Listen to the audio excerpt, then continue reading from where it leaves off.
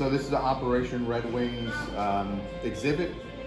We have a model here that is 2.5 miles by 2.5 miles is the scale. So these are actually trees because the height for the scale is about 200 feet is 1 inch. So number one is where Michael, Marcus Luttrell, Matt Axelson, and Danny Dietz were inserted on one. They made their way over to number 4, which was the Overwatch. They were looking down into the valley at number 5, trying to identify a high value target. We were still looking for Osama bin Laden at this time, so we knew there was a high value target in the area and they were trying to identify who it was.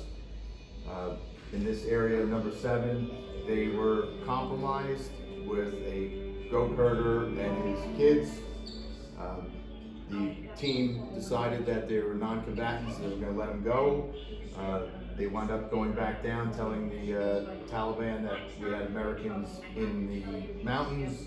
About a force of about 80 people made their way back up, and there was contact made here. Big firefight ensued. Michael, Danny, Marcus, and Matt Axelson falling back. They couldn't get radio communications. Michael had a satellite phone, decided that the only way to get communications were to get out in the open to make the call.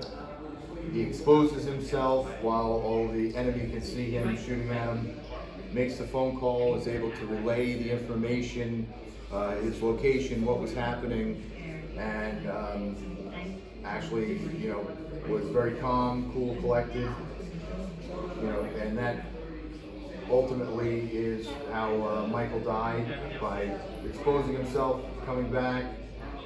Michael, Danny Dietz, and Matt Axelson all fell here. Marcus was blown down the mountain a little bit further with a RPG. The quick reaction force gets deployed from Michael's phone call, coming in, 2 helicopters. They come up over here by number 11. Taliban hits them with a RPG, downing 1 helicopter. Total of 19 men were killed that day. Marcus was able to make his way down the valley. A villager protected him for a couple of days until he was recovered, and then they recovered the bodies.